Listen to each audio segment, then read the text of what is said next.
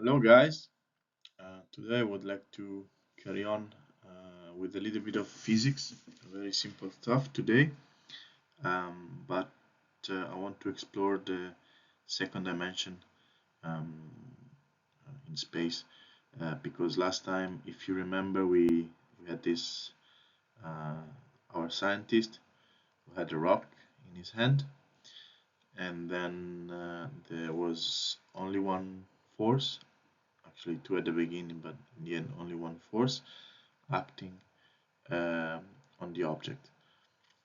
And that was the force of gravitation, and then the object would fall freely from the hand to the ground, and that was it basically.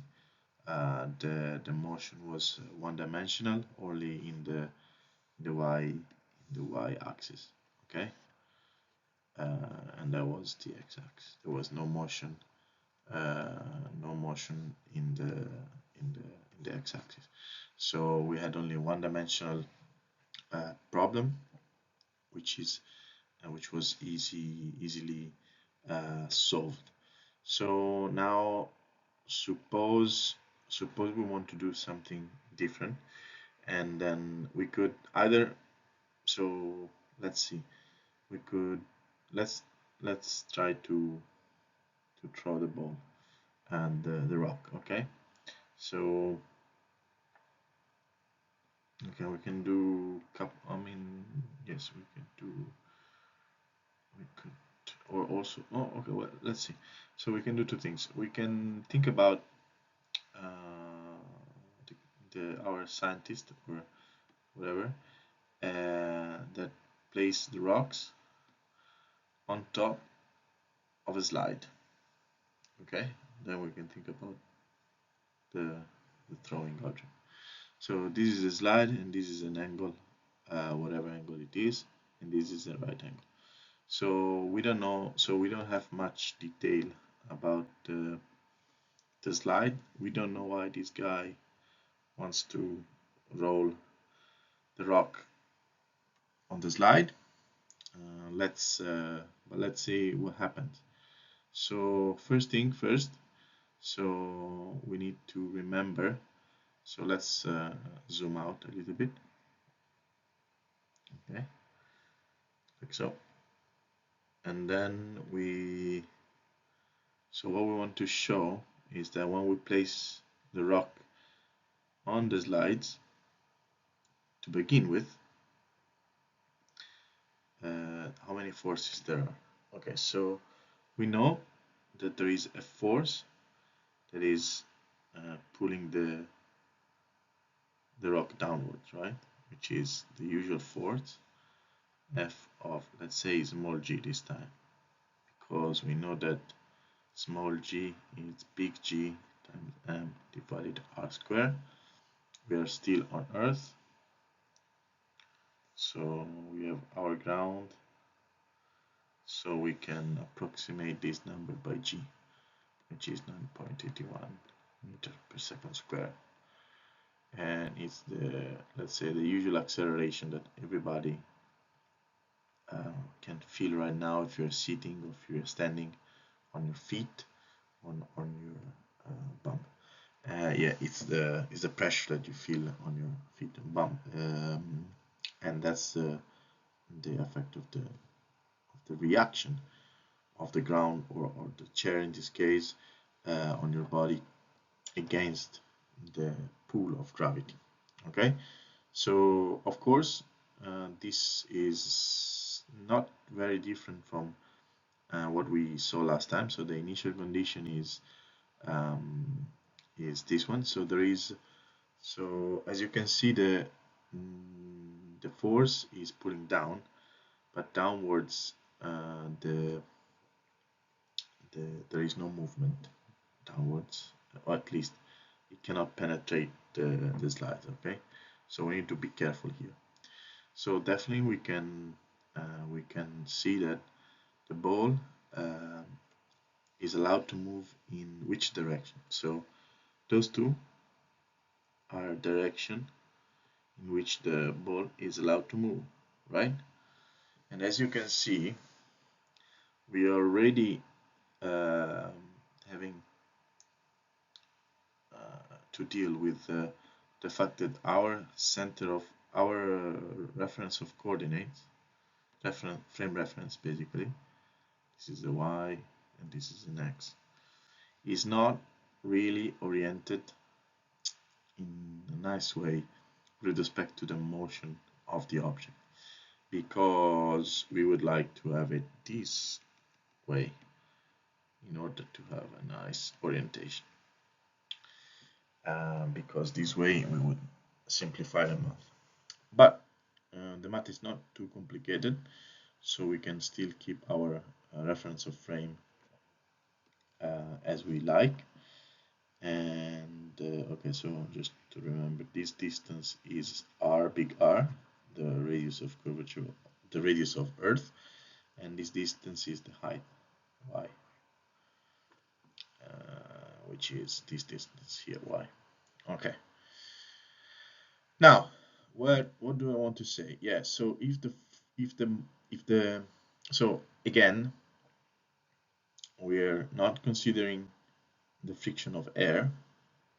Okay, so this guy always needs his masks on because there is no oxygen.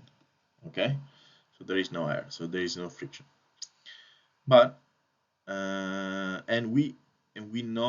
we're not considering the friction of this surface here. Okay, so this surface is very smooth. So if we zoom out, so usually a surface can be rough, right? And our rock is also rough. And all of these indentations can lead to some small force acting in random directions when the stone is moving. So, and all of these are accounted for when you consider the friction force. Okay, so, and usually it's something that is hard to quantify, but it can be done. There are some coefficient that you put in the force, and then you can simplify the problem that way. But what I want to do now, it's again, to make my life easy, just forget about the friction, and as all the good physicists do, simplify the problem with a perfect, this is not perfect, but anyway, perfect sphere on a perfect line. Okay, so there is no friction. Now, so, but then, so we know that if the motion is in this direction and not in this direction upwards, there is no motion upwards because there is no force upwards. That means that in this direction here, which is the blue line, there are two forces which balances out. Okay, because if there were a force, an imbalance in the force, the stone would move off the slide. Okay, so this is not the case. So we know that F total blue, okay, must be 0. Okay, because there is no motion in that direction, meaning that there are two forces, one F1 and let's pick it red, F2, which are equal and opposite. F2 is equal to minus F1. Okay, in vector. So the modulus is the same. So if you remember, the modulus of a vector is the length. This is the modulus of the vector, and the direction is basically where the arrow is pointing. So as you can see, these two arrows are pointing one in opposite direction, so there must be minus sign. But the modulus is the same because when you sum them, you get 0. Okay. So, but wait a second. We know that that this leaves us with only one possibility, which is which one of the two? So of the yellow lines, of the yellow arrows, is the ball moving upwards or downwards? Okay, this is, so how to guess that correctly? You must remember that, so let's pick the correct answer. So the ball clearly is not climbing up the the, the slide, and this is because the gravity pulls down. But let's see this mathematically, what it means. So we know that the forces must sum up as vectors, and we know that F2 and Fg must sum up in order to get the total force acting on the object. And if you do the sum of these two vectors, you will see clearly that this is the resulting force. And the trick to apply is the fact that any vector can be decomposed into orthogonal components. Orthogonal meaning that there is a right angle, 90 degrees angle between them. And as you can see, there is a right angle here. Okay, this is the right angle between F2 and F3. Okay, F2 and F3, they both sum up in the correct orientation with Fg downwards. If we were to pick the other arrow, the sum of F2 and the yellow one would point it upwards, meaning that the gravity would work the other way around, which is not, it's nonsense, at least not in this example. So, okay, this is the way to express the fact that in our reference of frame, there is only one true force, so there is only one force that is not balanced, which is F3. F3 is different from the vector 0, 0. Now, if we remember what Newton's law says, which I now rewrite here for just for the sake of it, F equals m times a, where F must be considered as the total force acting on an object, and m is the mass of the object, and a is the resulting acceleration of the object. The acceleration is the change in velocity of the object. Okay. Okay. So, and then we need to remember the initial conditions. So x and y, the initial condition, but also v at time 0 in x and v at time 0 in y, meaning that if we know all of these conditions, we can understand what is the motion afterwards. Okay. Okay, so F equal ma, but now we need to substitute F with the correct one, which is F3 in this case. Okay, so let's erase this one because we know that we need to know. So, and by the way, it's easy to understand why we need to know the initial conditions, because let's suppose we start with the rock here, there will be less velocity in the end, right? Because you have less space for the acceleration. Or if you start with the velocity, because you throw the rock, as we maybe see later on, and there will be a different speed as well, because you are accelerating the object. Well, you're not accelerating, but you're giving momentum to begin with, so the ball will spin, will go faster, so we'll reach the ground faster. So it's clear that the initial conditions are important. But we've got F3, but what is F3? Okay, now we need to do a little trigonometry. F3, as you can see, is modulus Fg times the cosinus of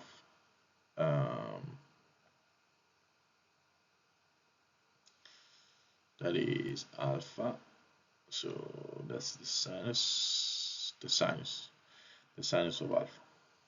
Okay, we need to play a little bit with the angles.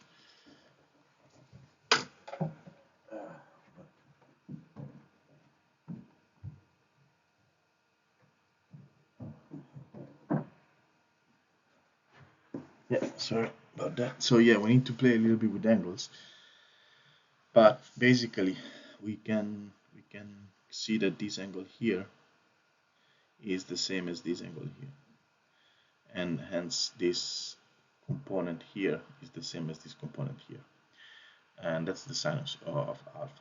Okay, so the modulus of the vector fg is equal to this is f3 basically, the modulus of f3.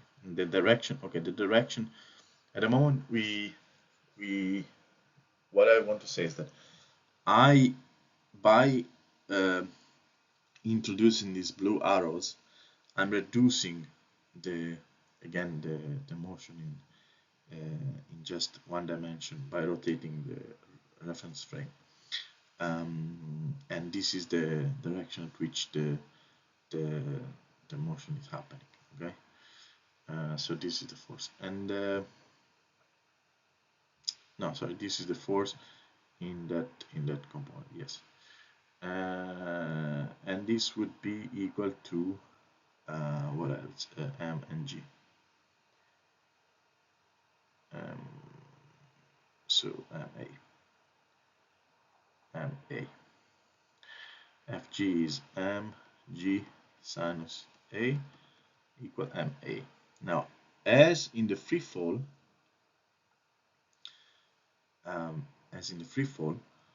we know that the mass that does cancel out, okay, because there is basically only the effect of the gravity. But as you can see now, the acceleration is different from the free falling object, because if, for example, and the angle were really small, basically flat, the resulting acceleration would be zero because the object would not move, right? So that makes sense. If you have a very shallow, very shallow slide, the object would not roll because there is no inclination. And this is the effect of this part here of the equation, that it says that the acceleration that the object um, expect is proportional to the angle of this slide, inclined slide. And of course, the maximum would be when the sinus is 1, meaning that it's a vertical slide, and because the sinus of 90 degrees is 1, and then it would be equal to the free fall, as you might expect. So just to say that this is a nice way to understand that if there is no friction, so first of all, there is some friction in this in this simple example, and the friction is F1, because F1 is technically given by the friction of the stone or the ball against the the ground, okay, the slide. So that force must be balanced. And of course, if you think about this as an object, if the ball is too heavy, this would not be true, and the ball would crush the object under his weight. But this is more engineering, let's say. So let's keep it light and easy. So we just forget about the fact that the ball is too heavy. So this friction force, basically, it's a reaction force, will balance completely the vertical, that component of the force of gravity. Now, okay, so this is just to say that, just to let you know that that in this case the motion is not like, I mean, it's not free falling because there is a slide, and the acceleration, resulting acceleration, depends on a little bit of trigonometry. Just the sinus, that we know what the sinus is because we had experience with the sinus already. But that's basically the basic idea. Okay, now I will stop here for a sec, and then I will do another one where we throw our stone and not let it slide. So we will see that the initial condition, how the initial condition will impact and the trajectory of our object in the other case. Okay, so bear with me. See you later.